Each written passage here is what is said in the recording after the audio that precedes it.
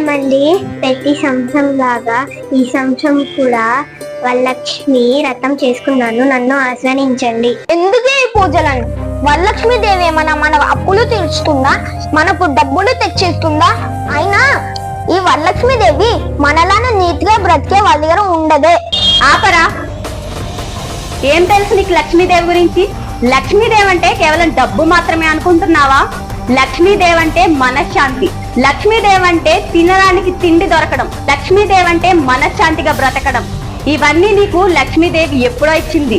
నీకంటూ నలుగురు మనుషుల్ని ఇచ్చింది, ప్రాణంగా ప్రేమించే భార్యనిచ్చింది. ఇంతకన్నా ఏం కావాలి నీకు? ఇంకా ఆర్థిక ఇబ్బందులు అంటావా? అవి నిన్ను బలంగా మార్చడానికి మాత్రమే వచ్చాయి. ధర్మం నీతి తప్పకుండా బ్రతికే వాళ్ళకి ఆ లక్ష్మీదేవి ఆశీస్సులు ఎప్పుడూ ఉంటాయి. ఈ వీడియో కనుక మీకు నచ్చినట్లయితే లైక్ చేయండి, షేర్ చేయండి, సబ్స్క్రైబ్